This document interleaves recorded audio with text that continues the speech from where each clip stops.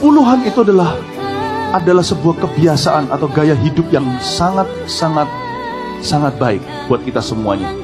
Dan ada orang tertentu yang mendebat hal itu harus berpikir bahwa kalau kita mau ikut perjanjian baru, ikuti kata-kata Tuhan tadi. Jual segala yang kau miliki, besar upahmu di surga. Kalau kita tidak mampu, jangan kita mengeluh 10% yang kita belajar kembalikan setiap bulan kepada Tuhan. Ayat 34 dan 35. Sebab tidak ada seorang pun yang berkekurangan, ya, di antara mereka.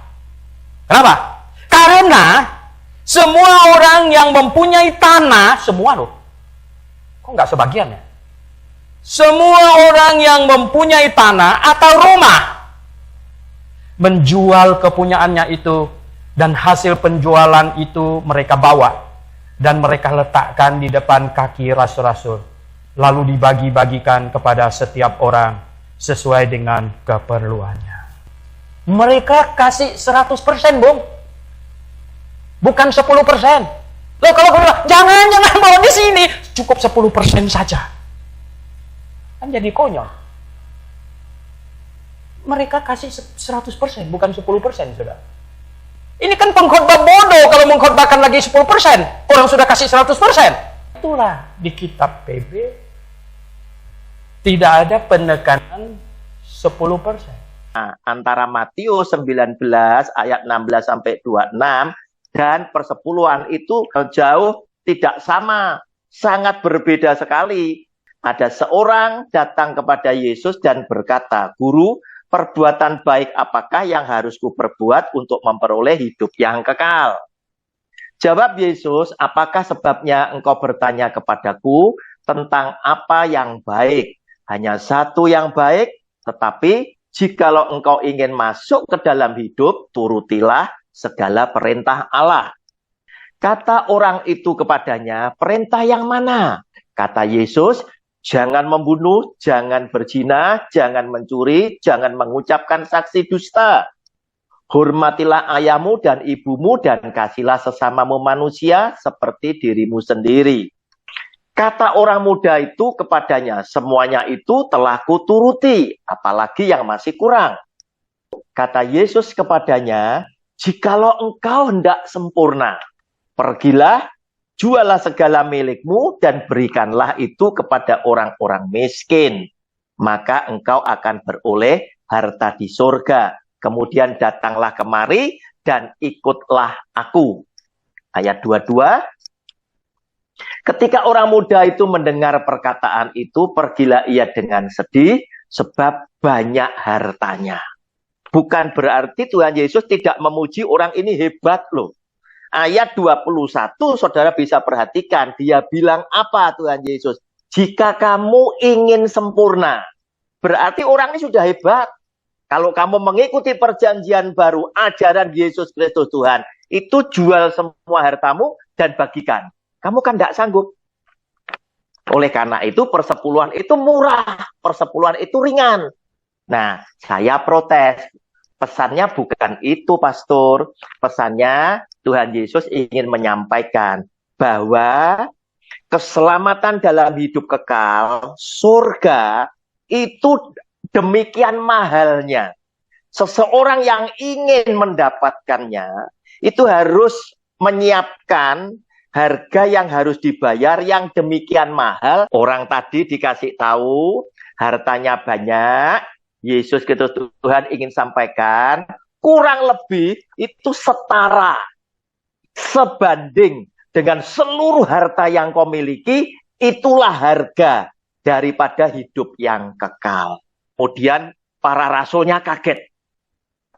Yesus berkata kepada murid-muridnya, "Aku berkata kepadamu, sesungguhnya sukar sekali bagi seorang kaya untuk masuk ke dalam kerajaan surga." Buktinya apa? Orang muda tadi kabur karena duitnya banyak. Sekali lagi aku berkata kepadamu, lebih mudah seekor unta masuk melalui lubang jarum daripada seorang kaya masuk ke dalam kerajaan Allah. Ayat 25, para rasulnya kaget. Ketika murid-murid mendengar itu, sangat gemparlah mereka dan berkata, jika demikian, siapakah yang dapat diselamatkan? Sebab para rasul sudah melihat orang kaya yang muda itu adalah orang yang hebat, melakukan 10 perintah Allah secara sempurna. Nah, orang seperti ini aja kabur. Kalau seperti itu, Yesus Kristus Tuhan bilang, lebih mudah seekor unta masuk ke dalam lubang jarum, kira-kira siapa Tuhan yang bisa selamat? Kuncinya ada di sini. Yesus memandang mereka dan berkata, bagi manusia hal ini tidak mungkin, ya. Tetapi bagi Allah segala sesuatu mungkin. Karena orang selamat itu karena kasih karunia, ya. Sebetulnya kamu tidak bisa diselamatkan, tetapi bagi Tuhan tidak ada perkara yang mustahil. Sebab Yesus Kristus Tuhan kasih-Nya itu limpah, ya, sehingga Dia akan menyelamatkan orang muda yang kaya tadi yang kabur dengan kasih karunia. Demikian juga kepada saudara dan saya yang penuh dengan noda dosa dan cacat celah. Kalau pastor mau bandingkan, ya, mau samakan, mestinya Matius pasal 19 ayat 16 sampai 21 tadi, ya, itu dengan Matius 13 ayat 44 dan 46. Itu sama konteksnya. Pesannya sama.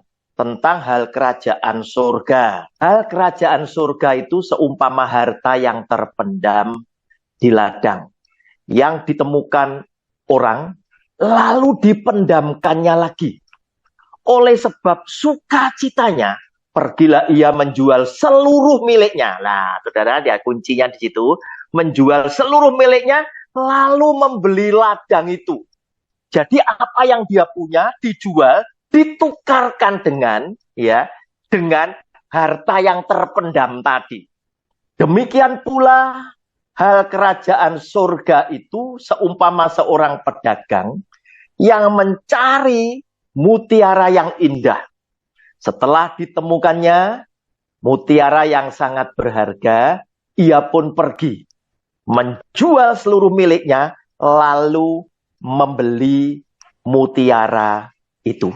Tuhan Yesus menyampaikan pesan bahwa hal kerajaan surga, keselamatan dalam hidup yang kekal, itu setara, sebanding dengan seluruh kekayaan setiap pribadi. Kamu punya harta semakin banyak, yaitu harganya. Kamu punya tidak terlalu banyak, yaitu harganya. Kamu punya cuma sedikit, yaitu harganya. Serahkan semua. Ini maksudnya, ya. Tuhan Yesus di dalam Matius pasal 19, 16 sampai 26 menyampaikan pesan bahwa hal kerajaan surga, hal hidup kekal itu sangat mahal. Ya, bukan berarti, ya, ini bisa disamakan dengan persepuluhan. Ini 100% jual bagikan, bukan itu, ya. Firman Tuhan yang memberikan pesan yang sama dengan persepuluhan sudah tidak perlu dilakukan lagi. Galatia pasal 3 ayat 13. Kristus telah menebus kita dari kutuk hukum Taurat dengan jalan menjadi kutuk karena kita. Sebab ada tertulis, terkutuklah orang yang digantung pada kayu salib. Nah, sekarang persepuluhan salah satu yang menjadi bagian daripada hukum Taurat. Mengapa Anda harus balik ke sana? Nggak perlu balik ke sana. Supaya tidak mengecewakan hati Tuhan Yesus yang sudah menderita untuk membebaskan Anda dan saya dari kutuk hukum Taurat. Mengapa saya tadi katakan jangan lakukan lagi persepuluhan, karena persepuluhan menjadi bagian daripada hukum Taurat. Sebab Rasul Paulus pun juga berkata, Kisah Rasul 13 ayat 39. Dan di dalam dialah itu Tuhan Yesus. Setiap orang yang percaya memperoleh pembebasan dari segala dosa. Karena dia sudah mati di atas kayu salib, tebus dosa saudara dan saya, dan semua orang percaya. Yang tidak dapat kamu peroleh dari hukum Musa. Nah, inilah tadi kenapa saya ngotot, Anda jangan lakukan persepuluhan. Karena persepuluhan itu bagian daripada hukum Taurat. Tetapi persembahan tetap harus saudara lakukan. Memelihara gembala sidang saudara itu wajib. Mencintai hamba Tuhan, mencintai pekerjaan Tuhan sebagai anak-anak Tuhan itu wajib. Supaya mereka terpelihara. Namun istilah persepuluhan diganti saja dengan persembahan kasih. Namun istilah persepuluhan diganti saja dengan persembahan kasih yang diajarkan oleh Tuhan Yesus yang telah datang membawa hukum kasih karunia.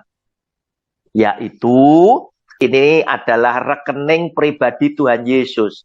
Kalau Anda mempersembahkan dengan apa yang dia ajarkan, sebab ketika aku lapar, perhatikan kata aku lapar, A-nya huruf besar, yaitu Tuhan Yesus.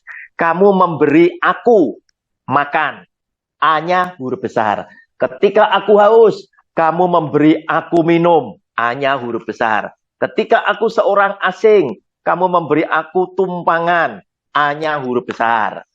Ketika aku telanjang, kamu memberi aku pakaian. Ketika aku sakit, kamu melawat aku. Ketika aku di dalam penjara, kamu mengunjungi aku.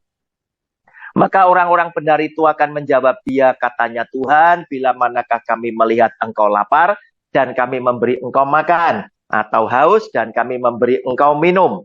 Bila manakah kami melihat engkau sebagai orang asing, dan kami memberi engkau tumpangan atau telanjang, dan kami memberi engkau pakaian. Dan manakah kami melihat engkau sakit atau dalam penjara, dan kami mengunjungi engkau. Dan raja itu akan menjawab mereka, aku berkata kepadamu, sesungguhnya segala sesuatu yang kamu lakukan untuk salah seorang dari saudaraku yang paling hina ini, kamu telah melakukannya untuk aku. A-nya huruf besar. Artinya apa Bapak Ibu? Bahwa Tuhan Yesus memperkenalkan dirinya. Menyatakan dirinya kepada manusia, saudara dan saya dan dunia ini sebagai salah seorang saudaraku yang paling hina ini. Yang lapar itu aku. Yang haus aku. Yang telanjang aku. Yang sakit aku, yang di penjara aku. Sehingga apa yang kau lakukan terhadap mereka ini tadi, kamu sudah lakukan untuk aku. Ini adalah rekening pribadiku. Yesus Kristus Tuhan. Anda melakukan itu, yang menerima langsung Tuhan Yesus. Nah Bapak Ibu, lihat ya. Dia selalu mengatakan seperti itu. Oleh karena itu ini sinkron ya. Dengan firman Tuhan. Cermin saudara mengasihi Tuhan ketika saudara mampu mengasihi sesama manusia. Tadi saya katakan ya bahwa tidak perlu melakukan hukum Taurat lagi. Apalagi persepuluhan, keberatannya di mana? Anda hanya mengganti istilah persepuluhan dengan persembahan kasih. Dan jemaat tetap harus setia memelihara keluarga gembalanya. Sebab dengan melakukan hal seperti ini, maka engkau telah melakukan kepada aku, A-nya huruf besar.